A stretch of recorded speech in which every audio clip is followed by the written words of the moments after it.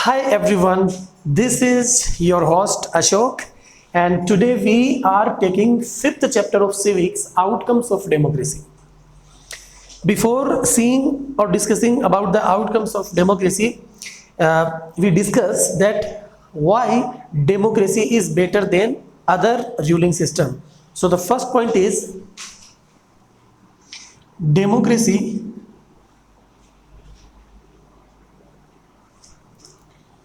promotes equality among the citizen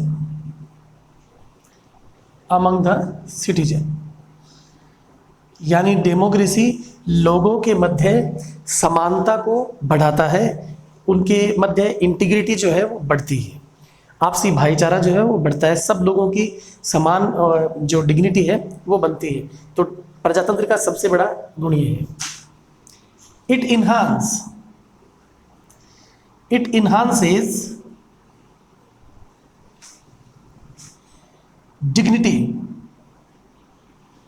dignity of individuals.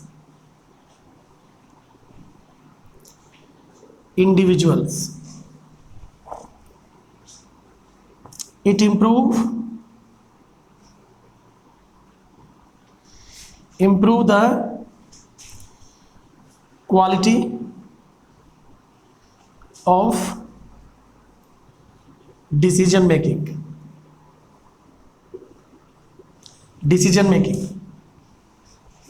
Democracy से equality बढ़ती है।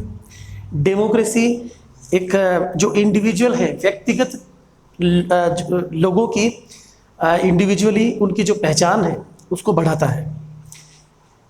It improve the quality of decision making. Democracy वो शासन व्यवस्था है जिसके अंदर निर्णय जो भी लिए जाते हैं वो एक डिस्कशन और अच्छे नेगोशिएशन और डेलिब्रेशन के बाद लिए जाते हैं, जहाँ पर चीज़ों के बारे में वार्ताएं होती हैं, डिस्कशंस होते हैं, उसके बाद किसी निर्णय पर पहुंचा जाता है। तो हम ये मान सकते हैं कि it improve the quality of decision making and it provides a method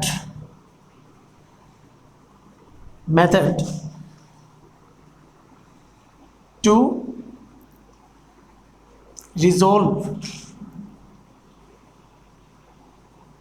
conflicts. It allows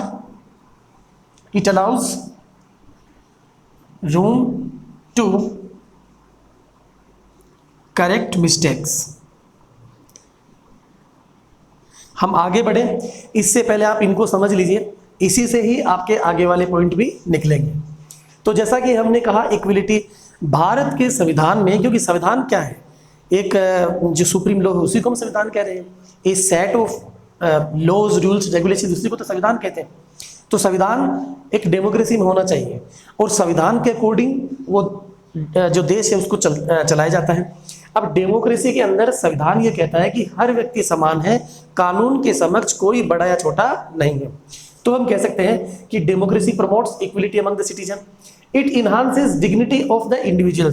किसी को भी किसी प्रकार का कोई टाइटल नहीं है, कोई व्यक्ति जन्म से कोई टाइटल लेकर पैदा नहीं होगा।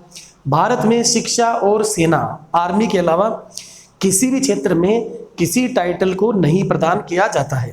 यानी यहाँ पर एंडिंग ऑफ टाइटल ये हमारे आर्टिकल नंबर 18 के अंदर मेंशन। इसी प्रकार it improve the quality of decision making, जैसा कि अपन ने अभी भी डिस्कस किया ही है कि जहाँ पर पार्लियामेंट है, लोकसभा है, राज्यसभा है, आपके रिप्रेजेंटेटिव हैं, एक नेगोशिएशन और बहुत बड़े डिस्कशन के बाद, डिबेट्स के बाद किसी निर्णय तक पहुँचा जाता है। तो इसके बहुत ज़्यादा चांसेस बन जाते हैं कि अच्छे निर्णय लिए जाते हैं। It provides a method to resolve conflict. किसी भी स्तर पर सामाजिक, राजनीतिक, भौगोलिक, देशों के बीच में, राज्यों के बीच में जब किसी प्रकार से कॉन्फ्लिक्ट होते हैं तो उनको वार्ताओं के द्वारा सुलझा लिया जाता है। तो ये भी एक प्रजातंत्र की बड़ी विशेषता है। It allows room to correct mistake.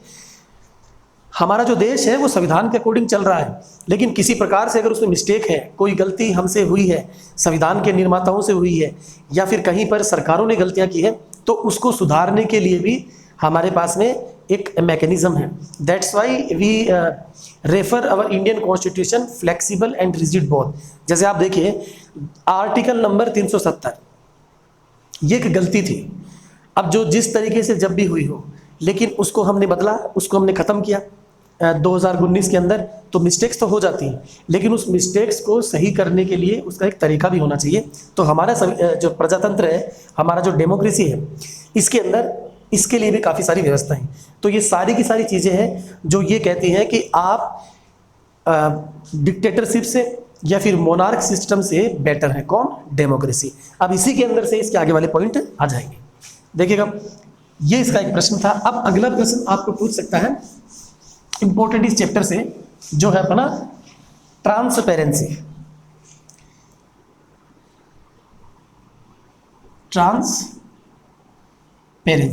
Transparency का मतलब होता है पारदर्शिता। इसके अंदर हम ये कहेंगे कि the decision making taken by the government are based on some norms and procedure. यानी जो भी डिसीजन लिए जा रहे हैं वो किसके ऊपर बेस्ड होते हैं? Based on norms and procedure. आप लोकसभा में जाइए, आप राज्यसभा में जाइए, राष्ट्रपति का साइन होना है, तो एक पर्टिकुलर प्रोसेस है। ऐसा नहीं कि रात को सपना आ गया और सुबह आपने डिसीजन ले लिया है। ये राजतंत्र में हो सकता है, ये डिक्टेटरशिप में हो सकता है, ये मिलिट्री रूलिंग सिस्टम में हो सकता है, but it can not happen in a democratic country because there are institutions for taking decisions like executive, legislature and judiciary. There are ministers, minister of councils, upper house, lower house, judiciary. So they are taking decision related to any of the matter. तो सबसे पहली चीज transparency, पारदर्शिता का मतलब होता है कि decisions are taken by the government based on norms and procedure and citizens have right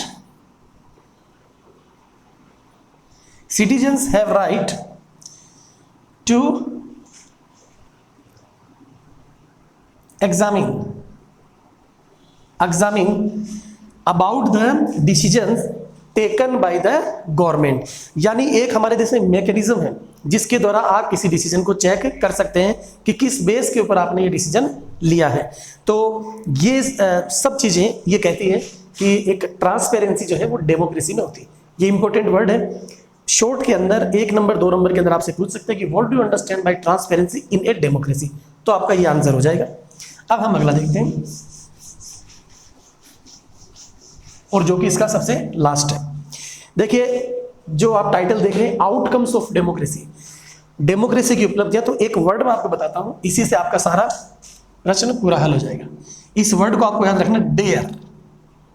जैसे बोलते हैं ना अपन कई बार, हाउ डेयर यू, तो डेयर सबसे पहला point. Dignity and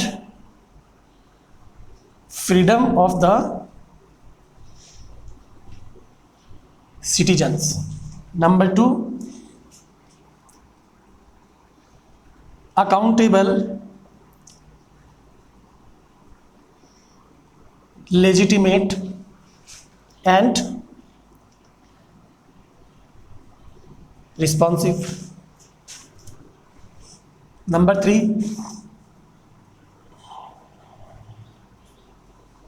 accommodation of social diversities, reduction of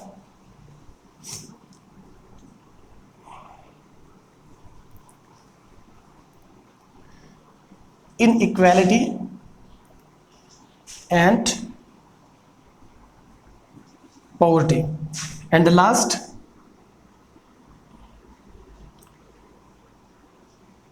economical growth and development. देखिएगा छोटा सा ही है ये इसका लास्ट क्वेश्चन है, इसके अलावा इसमें से आपको कुछ नहीं पूछ सकता है। सबसे पहला पॉइंट जो आउटकम्स आपका डेमोक्रेसी का है कि dignity and freedom of the citizen. अभी अभी हमने पढ़ा कि democracy, why democracy is better. So not a single person is recognized by his और हर कलर, कास्ट, क्रीड और रिचनेस। इट मीन्स सब लोग बराबर हैं, किसी को ज़्यादा तवज्जो नहीं दी जाएगी उसके रिचनेस के हिसाब से, उसके कलर के हिसाब से, उसके जन्म स्थान के हिसाब से। सब लोग बराबर हैं। हमने देखा each and every one equal before the law in India country whether you are living in any of the region of the whole India, in the north, east, west, south, anywhere else. सभी को स्वतंत्रता है, हर व्यक्ति पूरे भारत में कहीं पर भी घूम सकता है। एसोसिएशन की स्वतंत्रता है, फ्रीडम ऑफ एक्सप्रेशन की जो आप अपना आपको एक्सप्रेस कर सकते हैं। मीडिया को स्वतंत्रता है, कोई भी व्यवसाय आप कर सकते हैं, आप अपना विरोध दर्ज करवा सकते हैं। तो ये सारी कुछ चीज़ें हैं जो प्रजातंत्र में आपको मिलती है। सबसे पहला आपका आउटकम। वैसे आपके जो फ्रीडम है वो आपके 19 to 22 article number 19 to 22 number के आर्टिकल्स में आपका फ्रीडम जो है वो मेंशन है। इसको छोड़ते हैं, एक बार इसको देखते हैं। Accommodation of social diversities. देखिए जैसे जिस बुक के अंदर आप जो आंसर लिख रहे हैं तो वहां पर अगर कोई भी लेसन उस संदर्भित है, उससे रिलेटेड है, आप वो एग्जाम्पल दीजिए। जैसे यहाँ पर अकोमोडेशन ऑफ सोशल डाइवर्सिटीज, तो सबसे बड़ा अकोमोडेशन का एग्जाम्पल तो कौन है? बेल्जियम। कौन सी सोशल डाइवर्सिटीज है? लिंग्विस्टिक ग्रुप बने हुए थे, लेकिन वहां पर we have seen that good accommodation was presented before the world by the Belgian peoples, Dutch, French and German.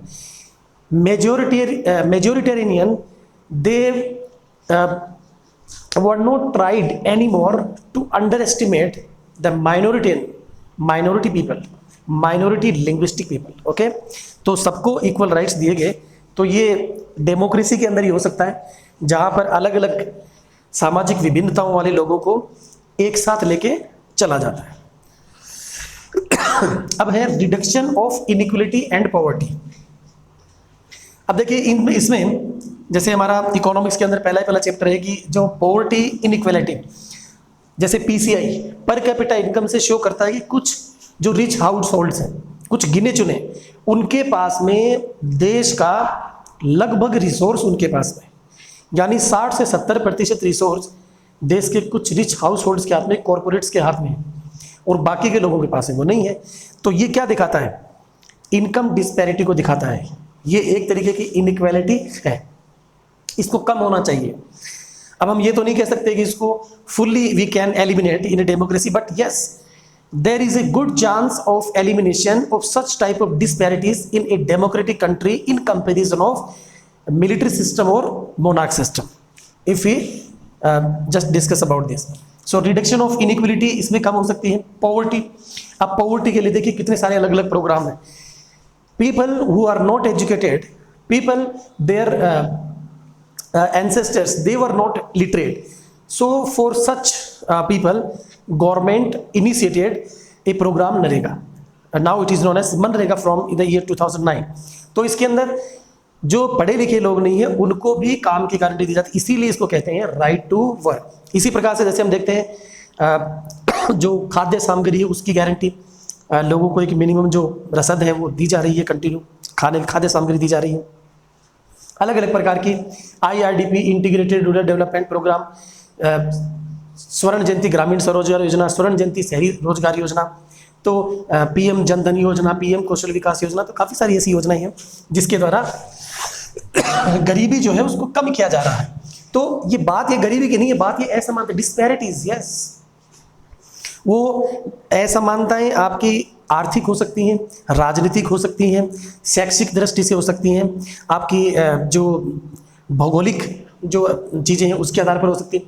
हर जगह पर जहाँ पर लोग पिछड़ रहे हैं उनको मेन स्ट्रीम में लाना, ये ही सबसे बड़ा एडवांटेज है डेमोक्रेसी का। इसके लिए कोशिशें की जाती हैं। हम कह सकते हैं कि फुल्ली तो कोई भी एलिमिनेशन नहीं कर सकता इसको, लेकिन कुछ हद तक बहुत ज़्यादा चांस है कि यहाँ पर ये संभव हो सकता है।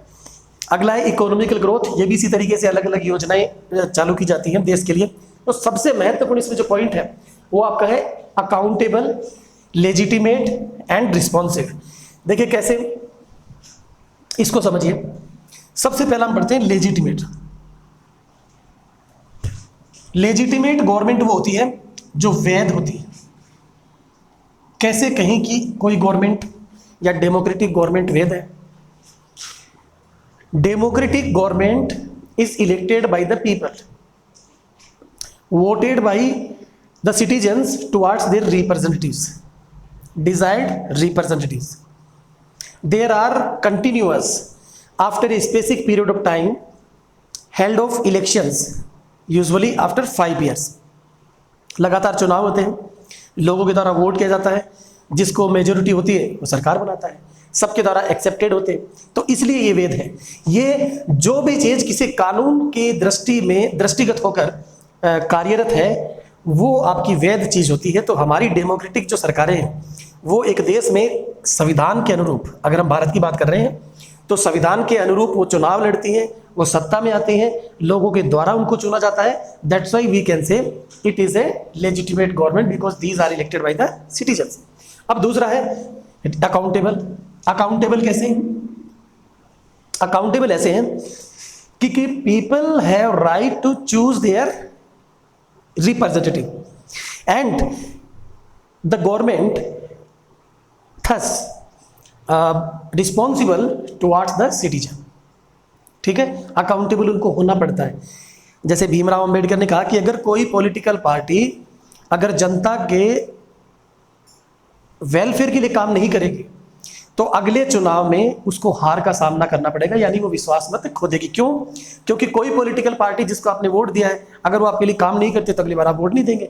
तो इसलिए नेचुरली उनको अकाउंटेबल होना पड़ता है। अच्छा, इस अकाउंटेबिलिटी के लिए हमारे पास बहुत सारे मंच हैं। आप टीवी डिबेट शो देखते हैं, टीवीज़ के अंदर इन पॉलिटिकल पार्टीज़ के रिप्रेजेंटेटिव आते हैं, उनसे सवाल जवाब किए जाते हैं और वो जवाब देते हैं। पब्लिक डिबेट होती है खुले मंच के ऊपर, आप देखते हैं स्क्वायर्स के ऊपर जो बड़ी बड़ी सिटीज़ हैं, तो वहाँ पर उनके नेता वगैरह या फिर रिप्रेजेंटेटिव आते हैं, लोग उनसे सवाल करते हैं, उनके जवाब देते हैं। इसी के साथ में पार्लियामेंट हो, संसद जिसको हम बोल रहे हैं, वहाँ पर the party who is ruling in the country, मान लीजिए that is ruling party, but what is the role of an opposition? Opposition जो पार्टी है they put questions towards the ruling party about their policies, about their any decision making, about their implementation। वो उनसे सवाल करते हैं, जवाब करते हैं। तो इस तरीके से उनको अकाउंटेबल होना पड़ता है। तो democratic government is a accountable also. And the last responsive. भाई रिस्पॉन्सिव होना ही पड़ेगा। रिस्पॉन्सिव अलग अलग तरीके से, आप जब उनको रिस्पॉन्स नहीं देंगे तो they vote against you in the next upcoming election, they can vote out you, आपको बाहर फेंक दिया जाएगा सत्ता से। तो इसलिए उनको रिस्पॉन्सिव होना पड़ता है। इसी के साथ में बहुत सारे ऐसे मैकेनिज्म हैं जिसके द्वारा सरकार अपने बारे में, अपनी चीज़ों के बारे में बताती है। तो देखिएगा, ये इसका सबसे महत्वपूर्ण पॉइंट था। तो आपसे अलग से पूछ सकता है वो, how can you say that democracy is a accountable, legitimate and responsive government? तो आप कहेंगे कि भाई चुनाव में लड़ा जाता है, लगातार संवैधानिक रूप से चुनाव होते हैं, जनता के द्वारा चुने जाते हैं, जनता के प्रति वो अकाउंटेबल होते हैं, पब्लिक डिबेट्स होती हैं, डेलिब्रेशन है, नेगोशिएशंस हैं। तो यहाँ पर सब कुछ है। तो इसलिए ये पॉइंट था। तो ये 5 पॉइंट है, आराम से आप देखिएगा। पहला ट्रांसपेरेंसी, दूसरा how democracy is better than other type of ruling system, and the third is outcomes of democracy. Hopefully आपको 99% इसी में से मिल जाएगा। तो यहीं पर आपके जो सिविक्स है वो आपकी कंप्लीट होती है। तो आप इसके वीडियोस जो उनको लगातार देखते रहें और अपने मित्रों के साथ शेयर भी करें और लाइक भी किया करो। अगले नेक्स्ट वीडियो में हम हिस्ट्री के किसी चैप्टर के साथ में आपके साथ मिलेंगे। तब तक के लिए जय हिंद, जय भारत, धन्यवाद।